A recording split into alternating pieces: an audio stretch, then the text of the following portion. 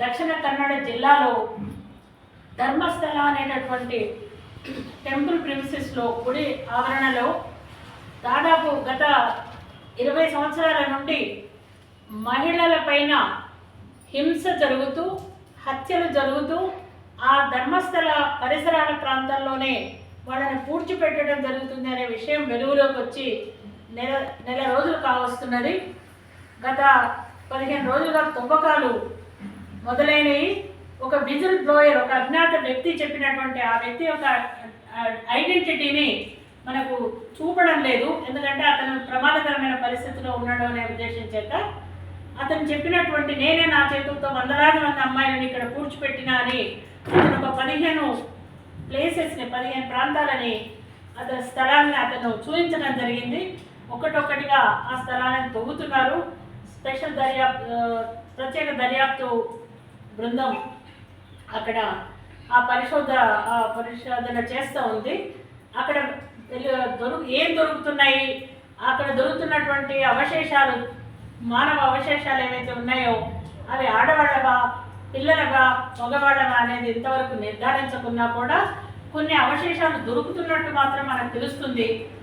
ఒకవేళ అసలు ఏమీ దొరకకపోతే ఇంకా ఆ స్థలాలలో ఇప్పటికే ఏదైతే ఇసుక తువ్వకాలు దొరుకుతున్నారో అవి తువ్వకాలు జరిపేవాళ్ళు కాదేమో.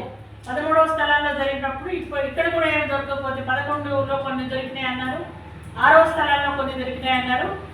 ఏమి దొరకకపోతే ఆ దర్యాప్తును ఆపేవాళ్ళేమో, కానీ ఎంతో కొంత అవశేషాలు అక్కడ దొరుకుతున్నాయి. పుర్రెలు, ఎముక భాగాలు. అది అంతకుముందు ఎప్పుడు కూడా శ్మశానం కాదు కాబట్టి పుర్రెలు అవి ఉండటానికి వీల్లేనటువంటిది. ఆలయ పరిసరాల్లో జరుగుతుంది కాబట్టి అక్కడ అనుమానాస్పదంగా అక్కడ కూర్చిపెట్టిందో అమ్మాయిల్ని అనేటటువంటి వార్త బయటకి తెలియటం.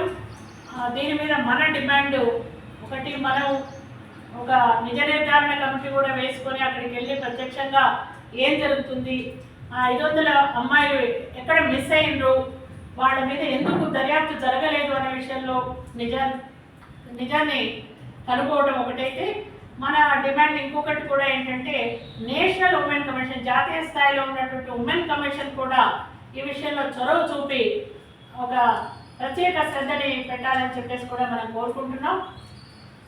ఒక ధర్మస్థలాల్లోనే కాదు, మనం ఇంతకుముందు చాలా పుణ్యక్షేత్రాల పేరు మీద ఆధ్యాత్మిక కేంద్రాలుగా ఉన్నటువంటి వాటి మీద డేరా బాబా ఆశ్రమం అయితేనే ఉంది, అనేక ప్లేస్లలో ఆడవాళ్ళ మీద అనేక రకాలైనటువంటి అత్యాచారాలు అకృత్యాలు జరిగినాయనే విషయం మనకందరికీ తెలిసిన విషయమే.